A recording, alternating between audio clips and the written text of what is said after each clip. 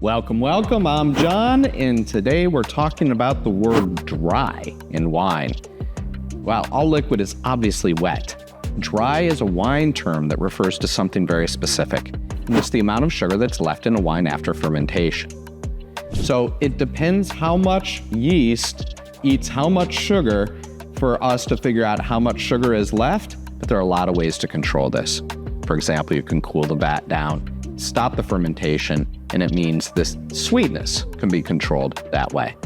So there are two easy ways for us to taste. One is salt and one is sugar, and everybody's tolerance for salt and sugar differ. You know, years ago, they did a study about how people said they liked coffee versus how they actually preferred their coffee. Most people said they liked big, bold coffee, but many in reality actually preferred the sweeter, creamier, milky version of coffee.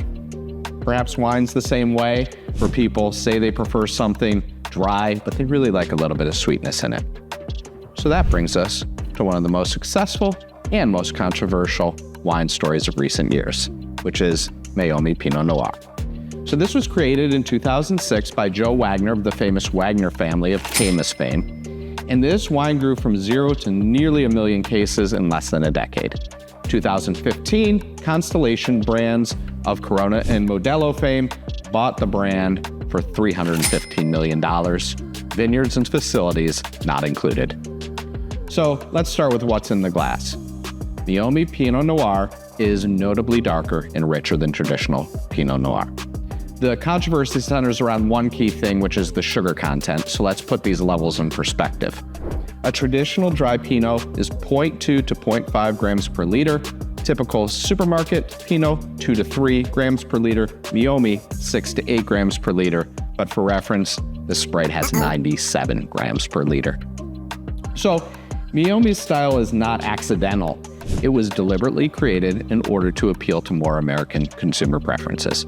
And this is what it delivers. It has a rich, dark fruit flavor, it has smooth texture, it has some sweetness, and it's consistent anytime you buy it year after year. And the proof, it's in the sales. Meiomi's growth from 0 to 1 million cases wasn't about marketing, it's about giving consumers what they actually want, even if what they want isn't what I prefer. So this raises a couple questions for the wine industry. First, should these wine labels be required to have sugar content just like any other beverage label? And is there something wrong with adapting wine styles to what consumers actually want? Well, there's one thing that is clear. People love this wine. Let's go give it a try and see what we think. All right, we are over at the tasting corner. We're gonna crack this open. And by crack it open, I mean you don't need a corkscrew. So this is a little bit more accessible. This is the cheaper way to do it too. And quite frankly, it keeps the wine a little bit fresher, a little bit less risk. You do notice as it comes out that it is in fact a thicker, darker wine than you typically see in Pinot Noir. And so the coloration is a little bit darker, and then the clarity is less. It's just simply harder to see through. On the nose, you pick up some of those Pinot Noir kind of smells. The blackberries, the blueberries. You smell the violets. So you kind of smell this typical profile, although I have to say, it's a little bit stronger, not quite as subtle, maybe, as a Pinot Noir that's from a little bit more expensive class. And then as you taste it, it is unquestionably sweeter. In fact, it's really not for me. But I definitely understand what happens. That is, people associate their beverages with sweetness. And so we have soft drinks, and we have other things that are very sweet.